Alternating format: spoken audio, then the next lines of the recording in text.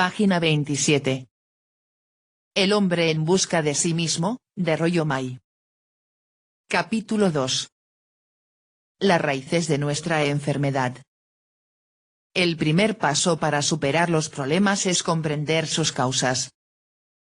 ¿Qué ha estado sucediendo en nuestro mundo occidental para que los individuos y las naciones sean sacudidos por tanta confusión y desconcierto? Preguntémonos primero, con una breve mirada a nuestro trasfondo histórico, ¿qué cambios básicos están ocurriendo que hacen de esta una era de ansiedad y vacío? 2.1. La pérdida del centro de valores en nuestra sociedad. El hecho central es que vivimos en uno de esos momentos de la historia en los que una forma de vida está agonizando y otra está naciendo. Es decir, los valores y objetivos de la sociedad occidental se encuentran en un estado de transición. ¿Cuáles son, en concreto, los valores que hemos perdido? TV escribe. Y además, ¿cómo fue que se han perdido? ¿Cómo se salió de control esto tan importante? ¿Quién se beneficia del desorden social? Rollo May escribe. Una de las dos creencias centrales en el periodo moderno desde el Renacimiento ha sido el valor de la competencia individual.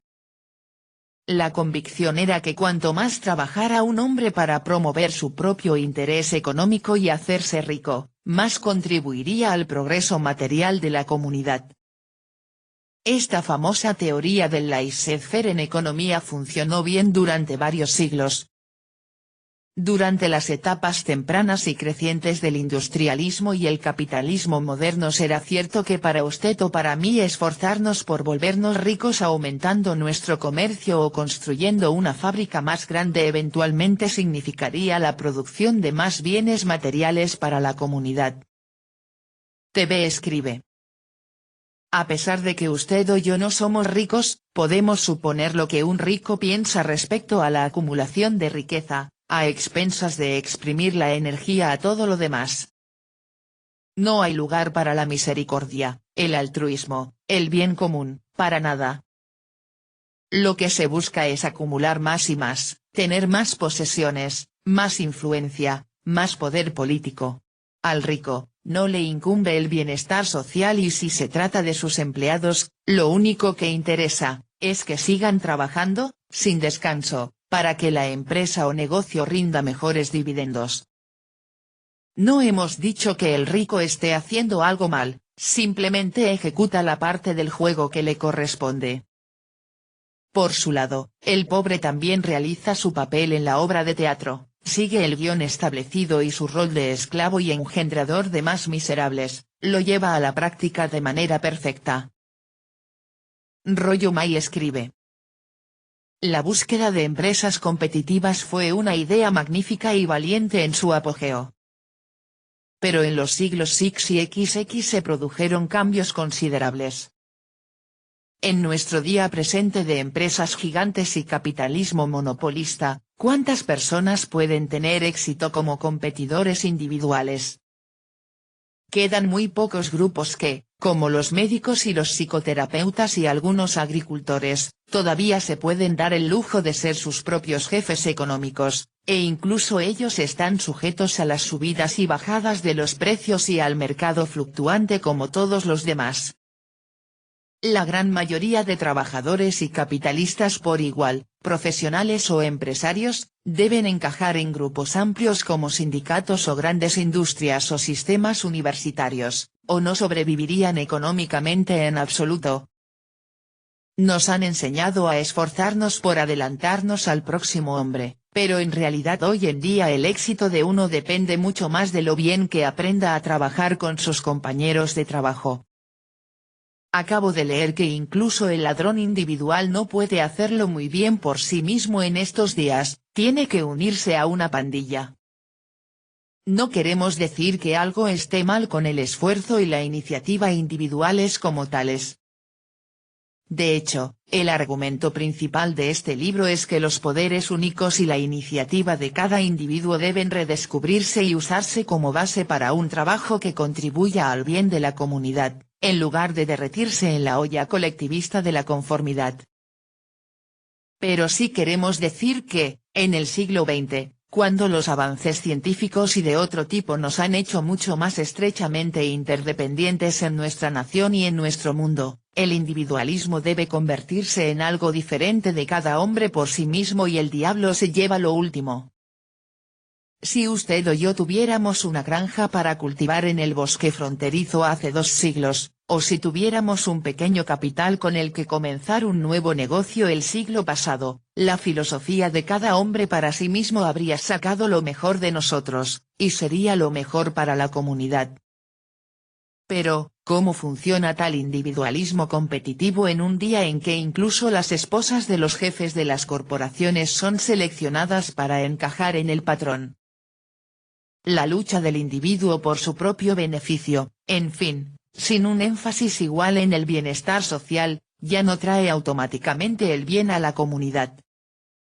Además, este tipo de competitividad individual, en la que para ti fracasar en un trato es tan bueno como para mí tener éxito, ya que me empuja hacia adelante en la carrera por la escalera, y luego patearla para que nadie más suba, plantea muchos problemas psicológicos. Convierte a cada hombre en el enemigo potencial de su prójimo, genera mucha hostilidad y resentimiento interpersonal, y aumenta enormemente nuestra ansiedad y aislamiento mutuo. A medida que esta hostilidad ha ido saliendo a la superficie en las últimas décadas, hemos tratado de encubrirla con varios artificios, convirtiéndonos en socios de todo tipo de organizaciones de servicio, desde Rotary hasta Optimist Clubs en las décadas de 1920 y 1930, siendo buenos compañeros, muy querido por todos, y así sucesivamente. Pero los conflictos tarde o temprano estallaron abiertamente. Esto se representa bella y trágicamente en Willie Loman, el personaje principal de La muerte de un viajante de Arthur Miller. A Willie se le había enseñado, y a su vez se lo enseñó a sus hijos, que adelantarse al próximo compañero y hacerse rico eran los objetivos, y esto requería iniciativa. Al competidor, hay que sacarle ventaja, derribarlo a como dé lugar. Cuando los niños roban pelotas y madera, Willie, aunque habla de dientes para afuera sobre la idea de que debería reprenderlos, se alegra de que sean personajes intrépidos y comenta que el entrenador probablemente los felicitará por su iniciativa. Así es como deben ser los hijos de alguien exitoso, gandallas, no dejarse madrugar por nadie. Nada de andarles criando sin malicia, o siendo niñitos buenos. Su amigo le recuerda que las cárceles están llenas de personajes intrépidos, pero Willie responde que la bolsa de valores también lo está. Willie trata de encubrir su competitividad, como la mayoría de los hombres de hace 2 o 3 décadas, siendo querido o apreciado por otros. Cuando, siendo un anciano, es arrojado al cubo de la basura en virtud de las políticas cambiantes de su empresa, Willie queda atrapado en un gran desconcierto y sigue repitiéndose a sí mismo, pero yo era el más querido. Su confusión en este conflicto de valores, ¿por qué no funciona lo que le enseñaron?, va en aumento hasta culminar en su suicidio. En la tumba, un hijo continúa insistiendo, tuvo un buen sueño, salir vencedor en todo como el número 1. Pero el otro hijo ve con precisión la contradicción a la que conduce semejante trastocamiento de valores, él nunca supo quién era, se la pasó corriendo atrás del éxito a costa de lo que sea. La segunda creencia central en nuestra era moderna ha sido la fe en la razón individual. Esta creencia, introducida en el Renacimiento como la creencia en el valor de la competitividad individual de la que acabamos de hablar, fue magníficamente fructífera para las búsquedas filosóficas de la Ilustración en el siglo XVII y sirvió como noble carta de presentación para los avances de la ciencia. Y por los movimientos hacia la educación universal. En estos primeros siglos de nuestro periodo, razón individual significaba también razón universal. Era un desafío para cada persona inteligente descubrir los principios universales por los cuales todos los hombres podrían vivir felices. Pero nuevamente se hizo evidente un cambio en el siglo XIX. Psicológicamente, la razón se separó de la emoción y la voluntad.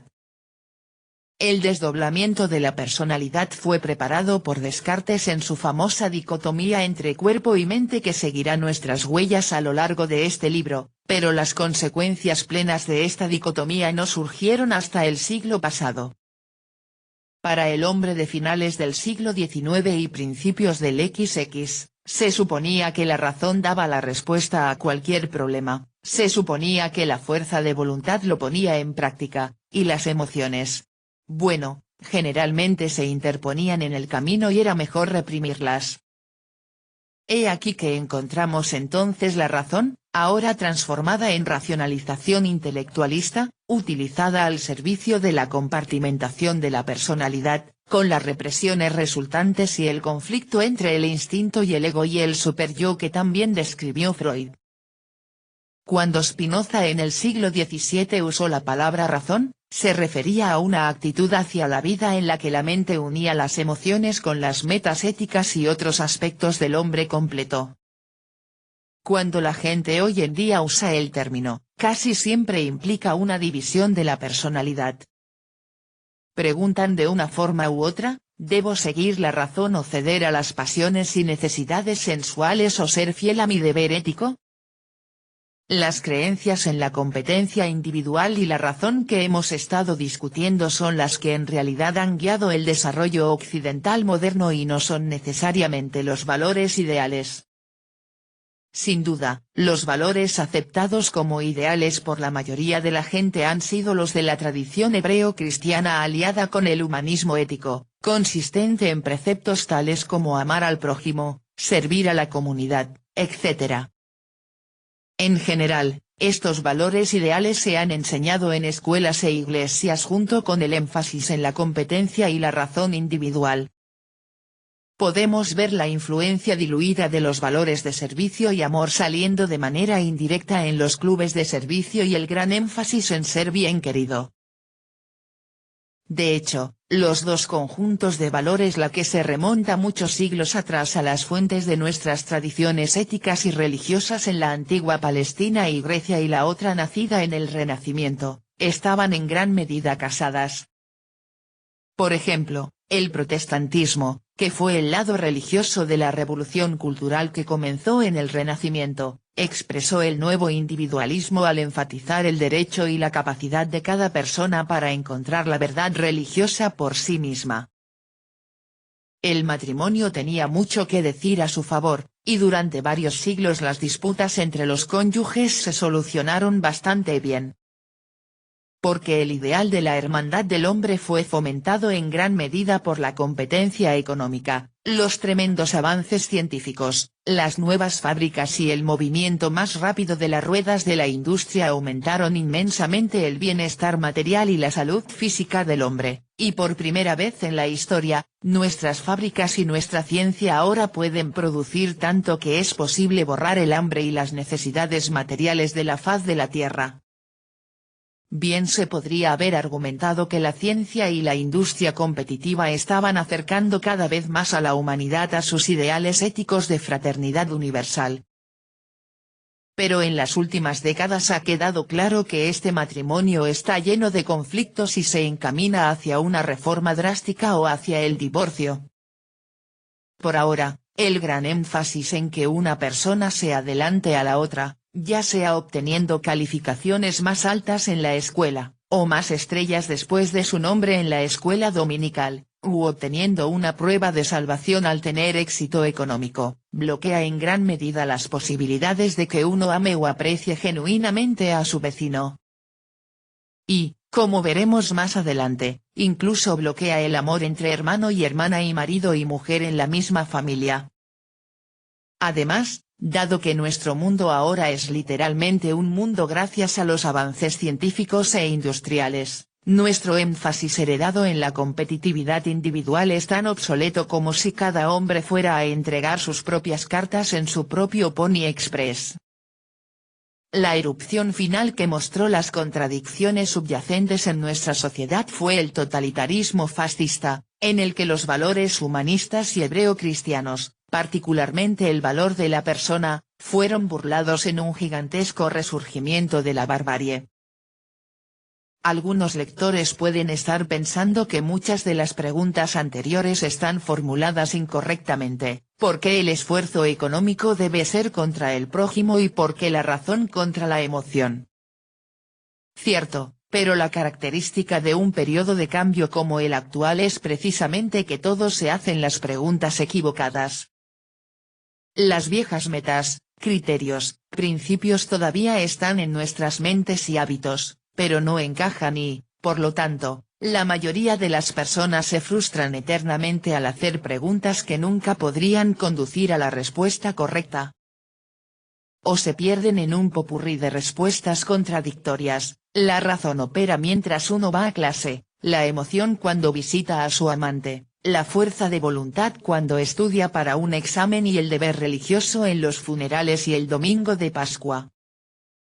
Esta compartimentación de valores y objetivos lleva muy rápidamente a socavar la unidad de la personalidad, y la persona, en pedazos tanto por dentro como por fuera, no sabe qué camino tomar.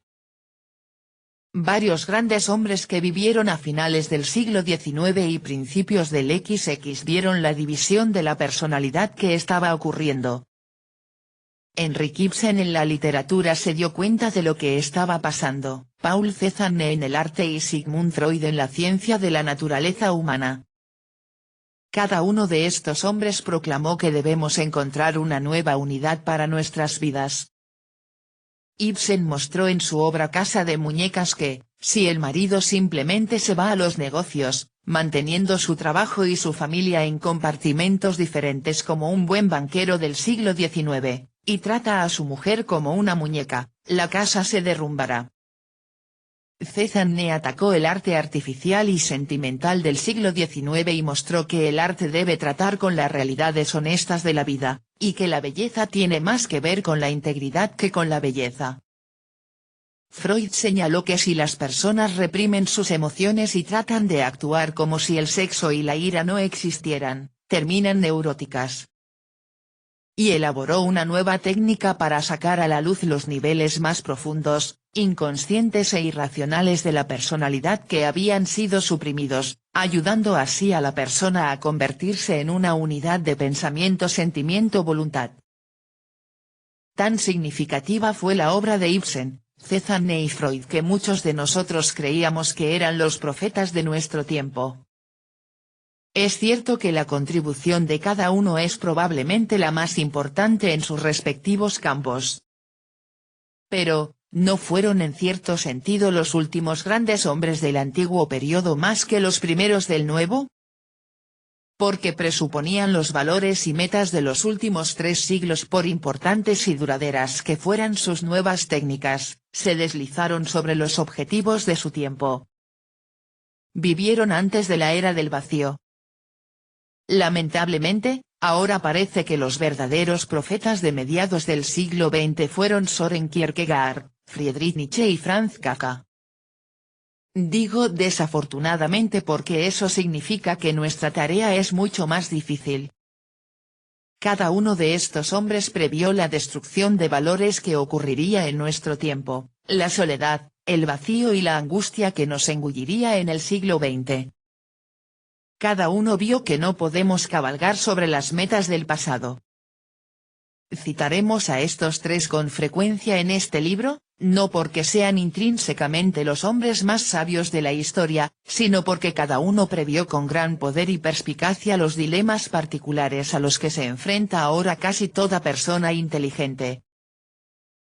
Friedrich Nietzsche, por ejemplo, proclamó que la ciencia a fines del siglo XIX se estaba convirtiendo en una fábrica, y temía que los grandes avances del hombre en las técnicas sin un avance paralelo en la ética y la autocomprensión conducirían al nihilismo.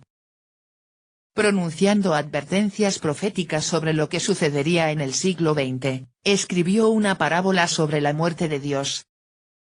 Es una historia inquietante de un loco que corre hacia la plaza del pueblo gritando, ¿dónde está Dios? La gente de alrededor no creía en Dios, se reían y decían que tal vez Dios se había ido de viaje o había emigrado. Entonces el loco gritó, ¿dónde está Dios? Te lo diré. Lo hemos matado, tú y yo. Sin embargo, ¿cómo hemos hecho esto? ¿Quién nos dio la esponja para borrar todo el horizonte? ¿Qué hicimos cuando desencadenamos esta tierra de su sol? ¿Hacia dónde nos movemos ahora? ¿Lejos de todos los soles? ¿No caemos sin cesar? ¿Hacia atrás, hacia los lados, hacia adelante, en todas las direcciones? ¿Todavía hay arriba y abajo?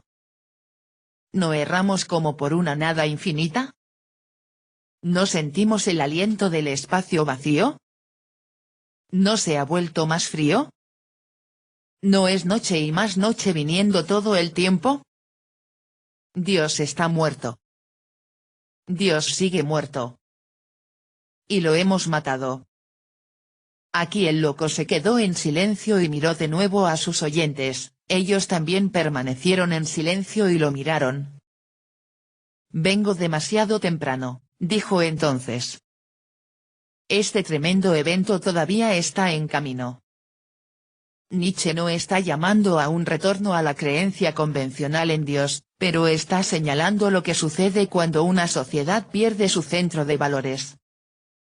Que su profecía se hizo realidad se muestra en las olas de masacres, pogromos y tiranía a mediados del siglo XX. El tremendo acontecimiento estaba en camino, una espantosa noche de barbarie descendió sobre nosotros cuando los valores humanistas y hebreo-cristianos de nuestro tiempo fueron tan burlados. La salida, dice Nietzsche, es encontrar de nuevo un centro de valores, lo que él denomina revalorización o transvaloración de todos los valores. Revalorización de todos los valores, proclama, esa es mi fórmula para un acto de autoexamen definitivo por parte de la humanidad. El resultado es que los valores y objetivos que proporcionaron un centro unificador para los siglos anteriores en el periodo moderno ya no son convincentes.